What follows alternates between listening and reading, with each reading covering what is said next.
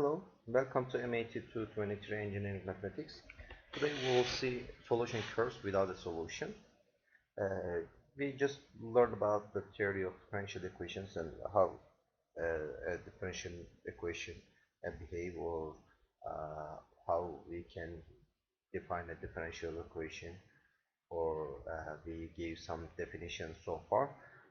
At this point, we still don't have any ideas about how to solve a differential equation, but we can still have some predictions on the solution using just the differential equation itself.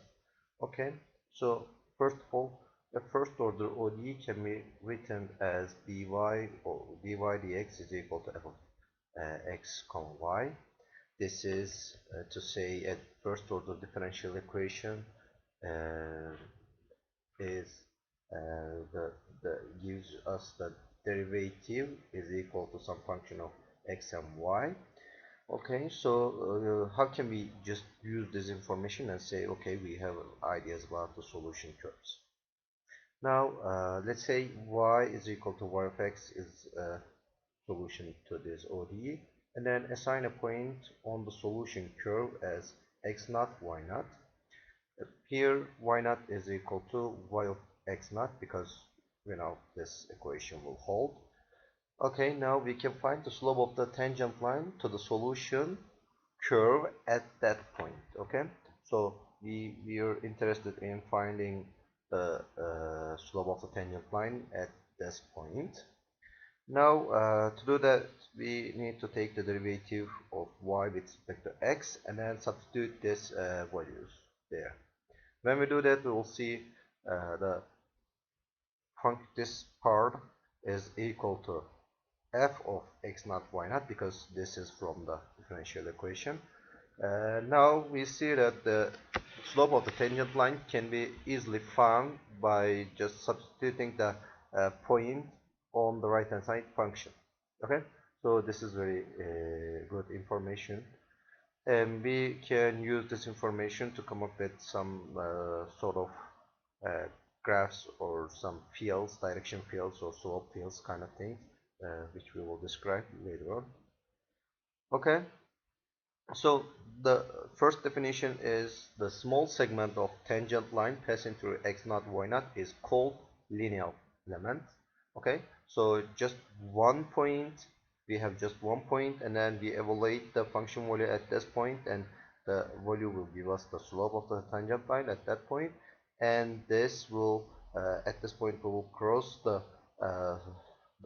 line segment, small line segment with the found slope, then we call it linear element.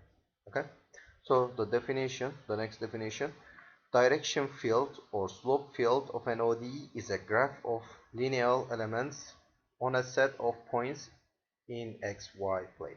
Okay, so we are on x1 xy plane. Say we on this plane we are interested in finding the solution field or slope field on a rectangular region. Then we subdivide this rectangular region and find some arbitrary xy values or uniform xy values, and then we substitute this xy values in the function here, and we will return the slope values on that region, and then we will put this information like a linear elements to the region, and we will come up with a direction field like this. Okay, so this is the evaluation of, for example, say at this point -2 to 2. At this point we take the value -2 and 2 points. Okay, sorry, we take the point we take the point 2 comma -2, and then substitute this in the function f, and then this will return us some value, and this value will be the slope. Okay, so the slope will correspond to this linear element. So this is a small element which prescribes the tangent at that point. Okay, so now let's verify that the direction field below this direction field is corresponding to the ODE y prime is equal to 1 minus y. Okay, to do that we can check, for example, at y is equal to 1, what happens? So when y is equal to 1, we see y prime is equal to 0, right? So it means along the y equals 1 line, the slope is 0. Is it really the case? We see yes. Okay, so this is y equals 1 and slope is 0. As you see from lineals, this slope is really 0. Okay, so if you move on and say, okay, we are at, for example, y equals 4. When we reach that point, we will see y prime is equal to negative 3. Okay, so let's see if it is really the case. As you see this part, we see the slope is negative, right? And it's above 1. It's not completely diagonal, so it's greater than 1, and it's probably 3. Okay, so let's move on the backward direction and say for example y equals negative 2, what happens? So here y equals negative 2, then y prime will be 3. So 3 is a positive slope, so we need to see positive, the linear element having positive slope. So this is positive slope, right? And it's probably greater than 1 because, you know, it's not completely diagonal, some little bit above being diagonal, so it's quite perpendicular comparing to the diagonal. So we can say it's negative, it's 3 basically. Okay, so this really looks like we have the direction field for this ODE. Okay, so given any direction field, we can feel this like a magnetic field, and we can drop some particle there, and the direction or the trace of this particle will give us the solution passing through that point. Okay, so for example, if you consider the point, the solution passing through A is equal to negative 2, 2, so this will be the point, and the solution passing through this point will look like this. Okay, so if you follow the directions, the direction will lead us this. We will go like that on the left, and then on the right we'll see directions are the slope in the negative side is getting slower and getting smaller and smaller in absolute value, and it will approach to 0, and our solution will approach to y equals 1. Okay, and for B, again we have the point here, and then if you put the particle here, the particle will move like that on the right and move like that on the left. Okay, so this is the trajectory, and or this is the solution passing through the point B is equal to 2, 0. Similar fashion happens for C. Okay, now another example, use the direction field of the ODE y prime is equal to x plus y, which is given here, to sketch approximate solution curves that passes through the points A, B, and C. Okay, so for example, if you're at the point A, which is negative 2, 2, negative 2, 2, it's somewhere here, and then the point, if we follow the direction field from this point on, so let's put the point here. Okay, so this point will look like, I mean, the direction field lead this point to this direction on the left. Okay, so it will go like perpendicular, it's almost perpendicularly moving up, and then on the left, on the right side, you'll see this particle will bend, the trajectory will bend, and it will look like it will approach to this line. Okay, so let's see if this is the case. Yes, this is what we have predicted already, so that's quite right. Let's move on to B, and also for the point B, 2, 0, so we are at this point. Okay, so at this point, oh, okay, it's quite large. Anyway, at this point we are moving the particle, and we are trying to find the solution passing through this point. So then we'll see this point, the solution will look like this, and it will approach to this oblique line, and then on this side it seems like it will go down like almost perpendicular. Okay, so let's see if we can really get the same results. Yes, it's the same result. Okay, for the C we do the same thing, and C is -2 to 0, so it's here, and then it will move up there, and it will approach to this line, and we will get something like this, and this is really the case. Okay, these were our examples. Okay, now let's move on and another definition. A differential equation is called autonomous if the independent parameter does not appear explicitly. Okay, for example, if we consider first order ODE, we know we can write an first order ODE as this form, and an autonomous first order ODE will be something like that. And as you see, the function f here in general case, this f can be a function of x and y both, but in this case we'll see the function is only the function of y, and there is no x terms here. Okay, so this is the autonomous first order ODE. An example will be something like that. So for this one, dy dx is already here and equals f of y, because we only see y's here, not x. Okay, so this is an autonomous differential equation. Autonomous first order differential equation. Okay, a definition. A real number C is called a critical point or equilibrium point or stationary point of the autonomous ODE if f of C is equal to 0. Okay, so we have f of y here, and then we will set this equal to 0, and then the points, the zeros of this function will give us the critical point or equilibrium point or the stationary point.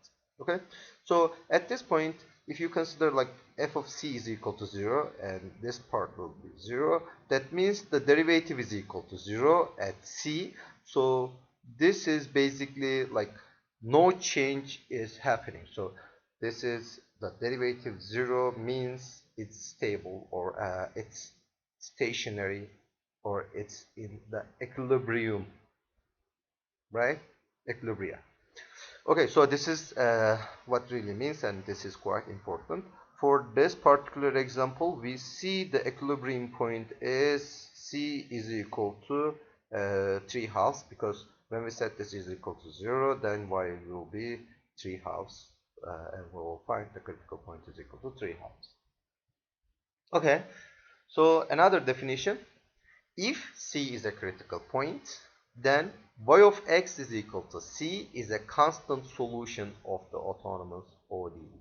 Why is that so? Because when we substitute y of x is equal to c, this will satisfy the ODE, because as you see here, when you take the derivative of constant c, this will be 0, and then we know f of c is equal to 0, so 0 equals 0, so this means we have a constant solution, and this constant solution will be called as equilibrium or stationary solutions. Okay, so it's like if you consider like a population model, this differential equation is a model for population in a bacteria culture, then we can say the equilibrium or stationary solution is where the number of individuals are not changing at all. Okay, so if there is no bacteria at all, y is equal to 0, the number of bacteria is equal to 0, then it's in the equilibrium state because it's not changing at all. Okay, so this is an equilibrium solution. Now we say equilibrium solution splits the direction fields with a line y is equal to c. How this this process happens?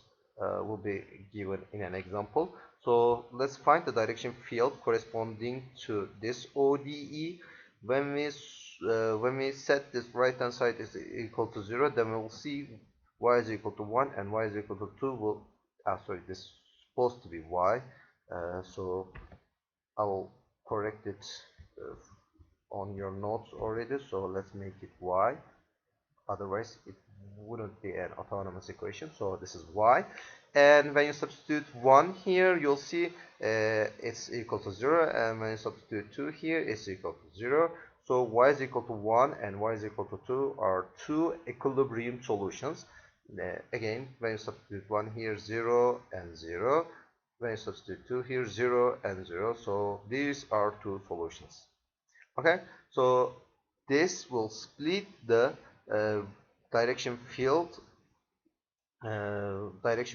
So let's get closer to the direction field and see what's really happening.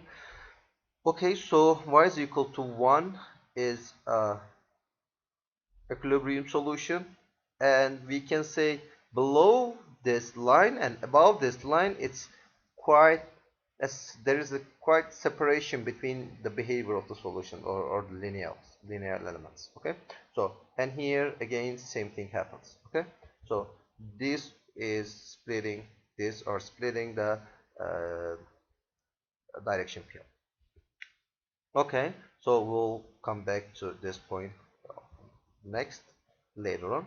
Okay, so let's make it smaller. Okay, the direction field above shows solutions are attracted to or repelled from the equilibrium solutions. Okay, so let's go back to the direction field.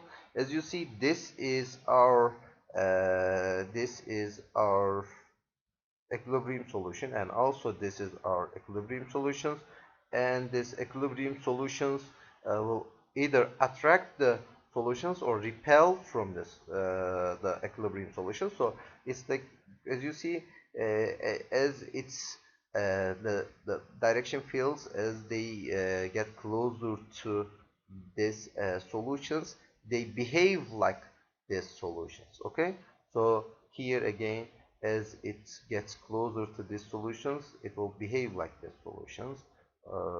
We can basically see this phenomenon better here. Like here, it's more perpendicular, and as it gets closer and closer to these solutions, they will behave like these solutions. Okay, so it's like asymptote. Now let's see how this this phenomenon defined. So the direction field above shows solutions are attracted or repelled from equilibrium solutions. Okay, in this regard, critical points or equilibrium solutions can be classified as follows. First, stable.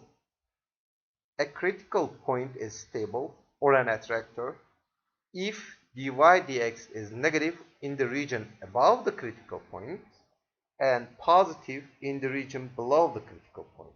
Okay, so here, if we consider for example this one, above this critical point or equilibrium solution, the derivatives are negative, and below this line we see the derivatives are positive, right? So it is stable. Okay, so for this equilibrium, we call this equilibrium solution as a stable, and also semi-stable. A critical point is semi-stable if dy dx has the same sign in the regions directly above and below the critical points. Okay, so this is we don't have an example for that in the direction field, but if they really have the same sign on the derivatives, we'll see it's semi-stable.